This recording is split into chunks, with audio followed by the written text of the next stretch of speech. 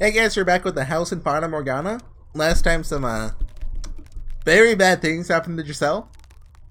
And it looks like finally she's gonna be able to be happy for a little bit, maybe. Possibly. This is called Their Stories. Let's get started. Giselle didn't recover for some time after I managed to get her inside. I'm sure what else I could do for her. And I sit before the fireplace and waited in silence as she sobbed. I had no idea what one was supposed to say to someone who was crying.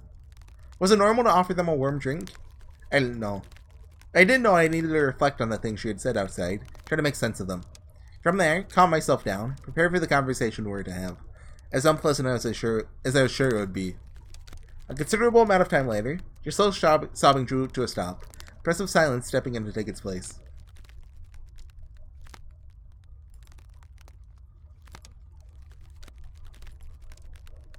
For far longer than was comfortable, the only sound we heard was the gentle crackling of the fire. I had to say something. I knew that, but what I didn't know was how to begin. I knew nothing about an honest, face-to-face discussion with someone about the things we were thinking and feeling. But that didn't change anything. I had to do it.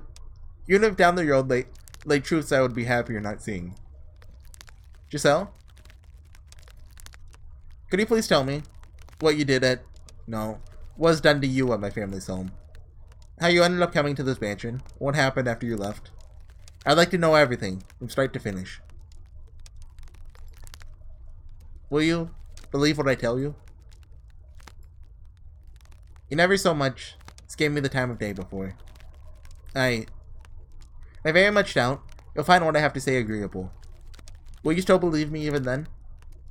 Believe my word, a stranger's word. Over your family or the people of that village? Cannot yet say. Must hear what you have to say to make that decision. I suppose that might be better than you saying you'll believe me unconditionally. Alright, I'll tell you everything. Just know that nothing I say is a lie. Understood.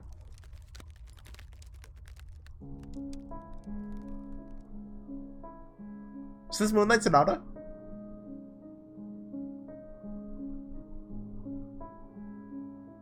No. Giselle methodically recounted her tale for me. She told me of how she accepted an offer from the Bowlingers to work as an Abigail. Oh, yeah, this is probably not Moonlight Sonata. The opening sounded like it, though. To work as an Abigail to earn money for her family. Found my father, and Tonin, and other plans for her. The things he did to her. She spoke dryly, simply putting words to each event, one after the other. I'd already seen how she felt deep down, though. I'd heard about her pain screams, which were undoubtedly genuine. I didn't think she was trying to deceive me. That was the sound of the old wounds being torn open. Even I could see that. Or perhaps my own experiences were what allowed me to see it. Regardless, I had realized too late. Should have seen it sooner. She described it all mechanically, and her mind detached from what had happened to her, to protect herself. Of that I had no doubts. Still, the things she told me were almost unbearable, and I had a difficult time accepting them. What was I supposed to do? When I learned my father was a rapist, how was I supposed to react to that revelation? What was I supposed to think? Or the fact that his blood flowed through me? I opposed myself. There's the heritage theme present again. Do you want all the details? What do you mean? Of the wounds he gave me. I still have scars from the things he did. If you don't believe me, I could show them to you. No, that won't be necessary. I see. That's a relief.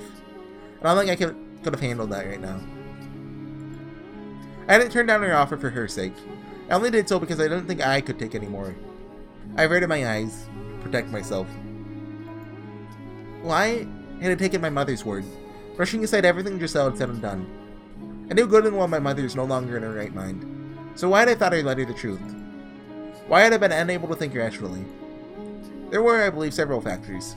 My childhood, my past, the witch's whispers, and above all, my own character, consumed with distrust for everything. I had to face it now. To open my eyes once more, to look at everything I'd pretended away until now.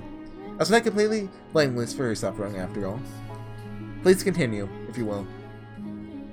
I left off at the point where the mistress discovered what was happening, I believe. I was sent into this mansion to atone for my sins. Sins that she didn't even commit. It was decided I would be sent here rather than being executed, which is what the mistress wanted. First I assumed it would be essentially a private prison. But in the carriage on the way here, I was given a letter. A letter? From whom? It didn't say, but your father was the one who ordered me here, so I guess it was him. The letter is very concise, simply explaining that there's someone already there. The Bowlinger's youngest child. I didn't get any more details than that.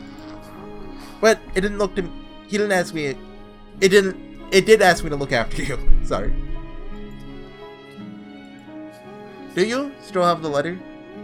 I don't. The coachman took it back after I was finished. Thinking back on it now, that was rather strange of him to do. It's just a harmless letter. It was anything but. What? It wasn't my father who wrote that letter. He believes me to be dead, so would have sincerely thought he was banishing you to an empty house in a remote forest. The writer couldn't risk leaving anything that might suggest I was still alive.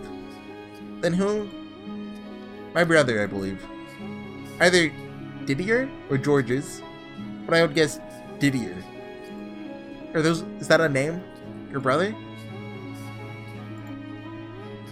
He actually has two brothers named George, so he just calls them Georges. Why would he? I do not know. Can't imagine why I would write such a letter. Why I would want to tell you about me. I don't believe he had any ill intentions, at least. I mean, he asked me to look after you. That makes it sound like he's concerned about you. Then why doesn't he stay in contact? Why does he never respond to my letters? It's a bit late to suddenly start being concerned. No, never mind that now. Please tell me the rest. Alright. Giselle resumed her story from the day she fled the mansion, terrified by my behavior. She seemed to be putting a bit more emotion in her tone of voice now, perhaps because she could see I was more interested in this point. There's a deep sadness on her face as she described that night in the rain, listening to the thunder, she gave up on living. And I knew I had caused it. She then told me of the time she spent in the nearby village. At first, life had seemed wonderful. One in time it had come crumbling down. Naturally, she would only be here to tell me of this, and nothing had happened there.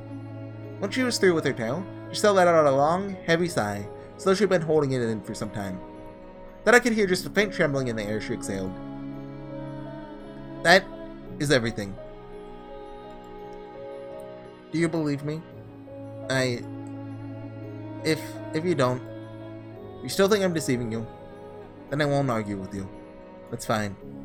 If that's the case, please just kill me. Okay, it kind of looked like that was bolded there, but it wasn't. Why didn't you tell me this sooner? I know I wasn't very open to anything you said, but if that day, when I found you in my room, you told me I was mistaken, the sin belonged to my father, it might not have turned out like this. The knife. What? You're holding a knife. I can't handle blades anymore. Ever since what happened, they scare me to death. Just the sight of one in someone's hand. I start thinking they're gonna use it on me. I can't help it. I start shaking uncontrollably, growing faint of breath. The world goes white. Can't even form words. There's nothing I can do. Now I finally see. Just grimacing in pain. The day the package arrived, when you knocked my hand away. Because I was scared. Because it reminded me of that time. I assumed she should simply jump me from a guilty conscience. I felt nauseous realizing I'd been pouring a constant stream of salt onto her unmendable wounds. What a danged fool I was. Pardon my French. Why did you get so upset at me? Why did you have to point a knife at me? I didn't want you snooping. You meant to sell information about me, that I had to do anything in my power to stop you. Still not convinced it was necessary. I was unarmed, couldn't fight back. You didn't need a knife. I have nothing left anymore, so I'm going to tell you exactly how I feel. You're a jerk. He deserves that. What you did was inexcusable. You may not have hurt me physically, but you still hurt me. Humans are frail creatures. They wound easily. Apologize. What? Apologize to me. I said apologize. I'm sorry. Again. Put your heart into it.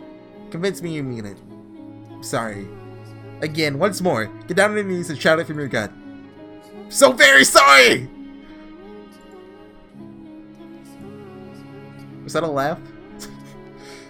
Jeez. such a strange man. Strange? You told me to do it. Nothing's going like I thought it would. Figured even when we talked, you would just deny everything I said. I didn't think you actually listened to me. Well, you did. You listened. Looked quite distressed by what you heard. I looked distressed? Oh yes, you sure did. Should have mirror to show you. Sure you didn't want to believe what I said, but you didn't once accuse me of lying. You faced up to the truth and you apologized. I seem to have a rather young impression of you as well. I didn't try to see you for who you were, instead letting myself believe you're someone to be afraid of. To be honest, I didn't like you very much. That feeling was mutual. For some reason, I don't feel that way now. Is it guilt? I need to apologize to you too. Apologize? For what? I led the villagers here. I almost sold my soul to the devil. I tried to sell you out to save myself. And for that, I'm truly sorry.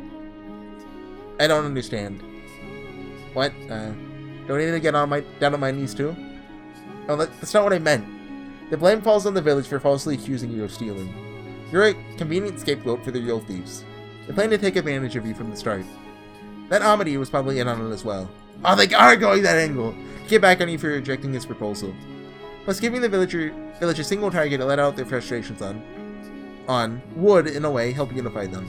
He used you to meet that end. In order to escape from their trap, you told them about me. This was after I had threatened you, causing you to flee from this place. You have nothing to apologize for. Still, I still feel really bad about it. So, I'm sorry anyway. You're unexpectedly stubborn.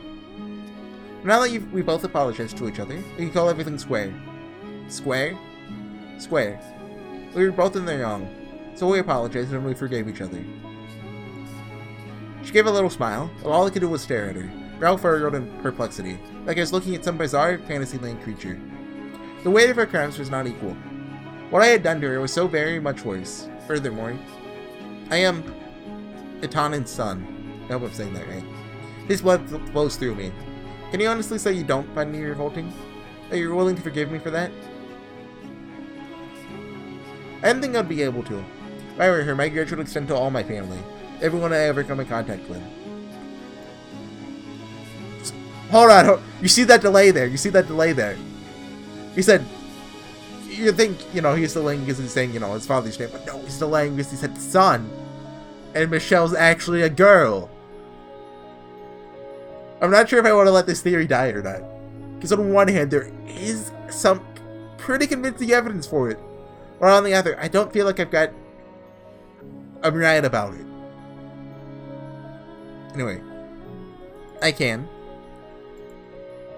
Although, you don't need forgiveness for being his son. Being related to someone doesn't make you responsible for their sins. It wouldn't be fair to blame you for that. You're curious. What, curious? About what? No, not that curious. You're a strange creature. I'm human, Yes, I know you're human. You're making me lightheaded. Is it a medical emergency? That's quite the leap in logic. I was at my lowest just a little bit ago. Now I'm laughing again. It's odd. Never expected I would recover at all. I was just as surprised as her. She'd been through hell. She had more than enough reason to despise me. To shower me with bitter... How do you say that one? I know that one. Vitriol. Google!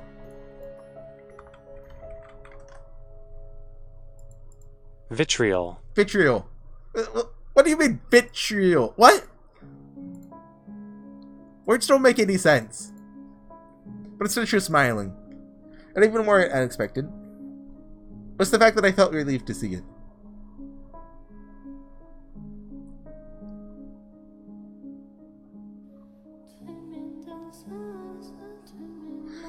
I really, truly wished I had gotten to know him sooner. Yes, I had fled from the mansion in fear of him, but maybe if I had just gotten a little more courage, enough to tell him the truth, maybe he would have listened. I let my initial impression of him solidify too quickly. I'd convinced myself he was insensitive and perpetually expressionless, save for the Arctic stare. But the man standing before me did experience sadness, pain, distress. Or at the very least he appeared to, from where I was standing. Michelle was just like me, an ordinary person. That said, there's still plenty I didn't know. I'm still lacking explanations for much of his behavior. Would you mind telling me about yourself now? I'd like to get to know you better. What are you doing here in this mansion all alone? Why do you call yourself cursed? I told you everything. It's only fair you do the same. I have no interest in using your information for anything. No reason to. Or are you gonna keep pushing the master and servant line? Do you still think I have no need to know? Be quiet, for the love of God, stop talking already! You always pick the worst time! What? Excuse me? What do you mean I always pick the worst time? No, I wasn't. Unbelievable. Just when I was starting to think you might actually be a decent human being. Then you go and spout this. No, Giselle. I wasn't talking to you. Who else could it have been? I was, talking to, you know. I have a condition that forces me to vocalize objections to my own thoughts. You know, that's about as convincing as my allergic to people excuse. There was that scene where he was kind of talking to himself earlier. It was really far up. So I could have, like, a split personality, which I think I brought up once or twice before. Like, I'm kind of tired of split personalities in media, so, like, can we not do that, thanks? Like, if there is a split personality, just rewrite the whole rest of the game to not have it, okay? I'm not that sick of them. Sorry. Weirdo. What curses did he bear? What secrets did he keep? Maybe the truth was far beyond my reckoning. And if it was, even if he did, please tell me everything. No matter what you say, I won't doubt your words. I'll trust you. I'm sure I can accept anything you say. Please. Please, if you don't put it into words, I have nothing to work with. Okay. Where should I start, though? How about the curse, then? Are you actually cursed? That's a difficult question. I cannot, for example, take someone's life with my curse, nor can I bring disaster. I don't have any magical powers like that. So what you said outside was a bluff, then? Oh yeah, duh! It's just a way to chase the villagers away. You certainly put on a convincing performance. So you can't actually curse anyone, huh? Regardless, I'm human. Nothing more, nothing less. At least I consider myself one. Others will disagree. And the reason for that is to do with my body. Your skin, hair, and eye color, huh? No, there's gotta be more than that.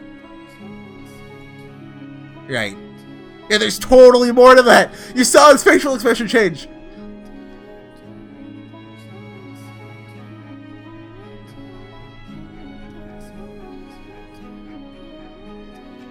Seeing Michelle under the sun, he certainly wasn't what most people would consider normal. Awe-inspiring, in fact. Giving birth to me, it broke my mother. No, I drove her mad. Not only do I appear inhuman, I'm oversensitive to sunlight. With a little light through the window isn't much of a problem. Can't be outside, directly under the sun, for more than a couple hours. When she realized I couldn't go into the sun, my mother started thinking I was possessed by a demon. So she banished me to this mansion until my curse was broken. That was 10 years ago. Just because you look different from them? The family's reputation was at stake too. If other nobles' houses realized they were giving refuge to an unholy creature, it destroyed the Bowlingers. You saw how the villagers reacted. They called me a demon when they saw me. I suspect the rumors about the mansion played a part in that. If nobody thought the house was cursed, then they wouldn't have. Sure, you were afraid as well. You saw me. That I was not of this world. That I looked like a demon. Thought you looked like an angel. A what? I at least thought you looked more like an angel than a demon. Never once crossed my mind that you might be evil. This would, if this was an anime style, this would be the scene where he's like just blushing heavily. But I mean, that facial expression's good enough. But I understand your situation now. Because of your parents, you've lived all alone in the Stark Mansion for 10 years. It was never really an inconvenience. They bring me all the supplies I need. You big liar. Have you never considered running away? That's not an option. Because of the sun? No, I can move during the night if I really wanted to. I'm being watched. To ensure I don't leave. Watched? They can't allow anyone to find out I'm alive. Particularly the Bowlinger estate. If I had a gun, if they were to find out, I'd probably be killed. If only I didn't stand out so much, I might be able to stay out of sight easier. But also, I had been holding on to a little hope, I think. Hope that I might be able to return someday. I've all but given up on that hope now, though. Not that I had ever had enough of willpower to really fight for it. I see. You don't need to worry about pitying me either. As long as it's become normal to me. It's not something that should ever become normal. So what was that really a moment ago? You don't actually have a condition that makes you argue with yourself, do you? Please tell me. You don't have to believe me. In fact, I doubt you will. You're free to think I'm completely mad. Don't worry, I want to know. I already do think you're completely mad. I can hear the witch's voice. The witch's voice? It started when I first arrived at the mansion. No one else can hear it, either. Like I said, it sounds crazy. Not at all. I said I would trust you, so I believe you. I mean, being isolated for so long does have very bad effects on humans. So it could be that. I don't know if the witch actually exists is the thing. We know that in some manner magic does exist for this narrative. Because, you know, the frame. You know, you woke up at the mansion, the maid's there, we go through doors. That's not a normal setting, that's a magic setting.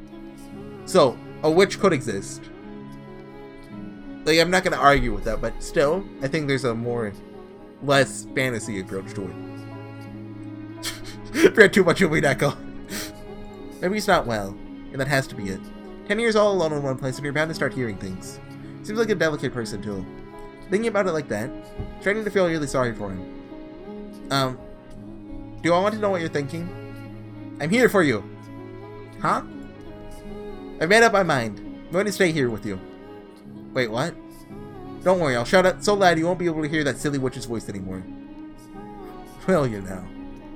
If you hear it again, let me know. Understood? You don't have to be afraid. Never said I was... Whenever you hear it, I'll be there for you, holding your hand.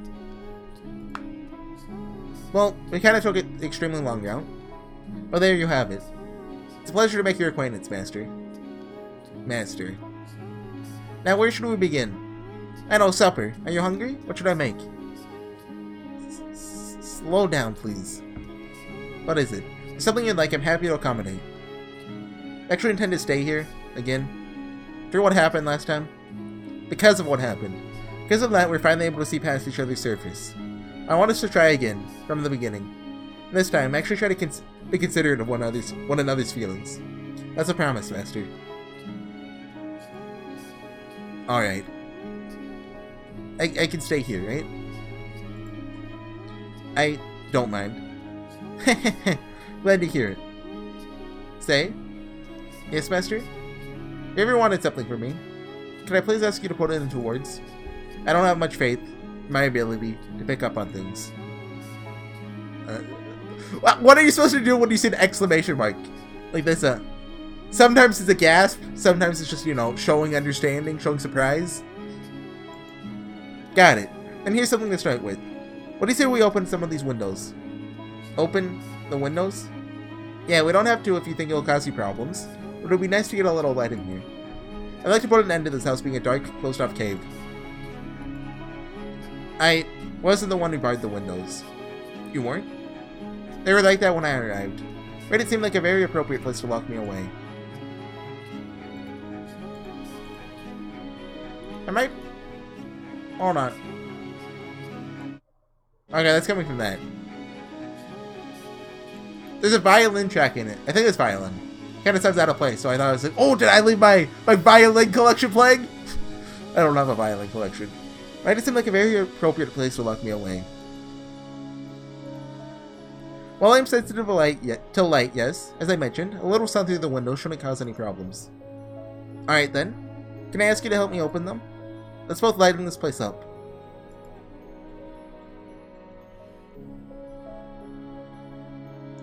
After a few moments of silence, Michelle gave me a curt nod. While we couldn't do anything about the windows that had been boarded up, The two of us forced the ones open, then we're just covered by rusted over shutters. When we got the first one open, beautiful stream of light, like nothing I'd ever seen before.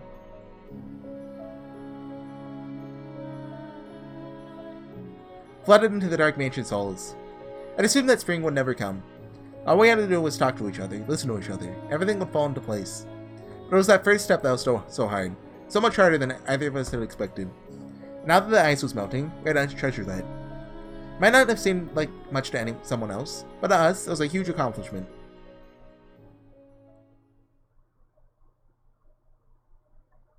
New scene? Or... I've stole their stories. This time it'll all work out. It has to. I had all the confidence in the world when we were together. Now that I'm alone in the dark, the absolute silence of the night, I'm starting to get anxious again.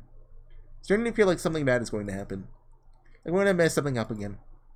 Took a big step today. I don't have to keep it together. To keep thinking positive.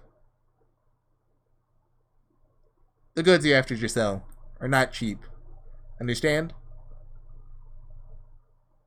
Thus saith the Lord of Hosts, the woman hath committed 3 sins. She has lied, she has stolen, she has betrayed her fellow man. It's alright. It's okay. There's nothing to be afraid of, Giselle. Whatever happens, you have to hold fast to your faith in the goodness of others. You have no reason to tremble. Ah! Yes, come in. That's odd. I don't think I was hearing things. There's no one there. What was that about? All? A glass? It's wine. It's so warm. Guess you heated it on the fire for me? Do you heat wine? Oh, you. Could have at least said hi. I have a feeling this is going to work out. Do you heat wine? Is that a thing? I have never heard of that before. I'll assume it's a thing? Like heating milk, I guess? Who does that? Life in the light. We're only 26, so let's keep going. The light shining in through the window is swallowed whole by the darkness. As if to say our time together never actually existed. We saw it, though. Together, we watched the light crack open the darkness. I'm begging you, please remember. Please find yourself. Please, Giselle. Don't let the things you felt, the warmth that fell over us, remain lost to you. I might have seen it. What am I supposed to do with that? Seen that most beautiful light. Giselle. But are those truly my memories? Could they not be someone else's tale? Like all the others we have seen so far? Just so bright and energetic, and I'm neither of those. Besides, the maiden needs not a tale of her own. This is not a story. These are memories. Mine and your memories. No one else's. It was all very much real. As for the kinder, happier days that came next. Kinder, happier days? Those words create a strange warmness in my chest. But at the same time, they make me indescribably anxious. Is there really happiness to be found down that road? Even if our past doesn't lead to happiness, it couldn't be worse than where we are now. Come, Giselle. To the spring that made us more than just strangers.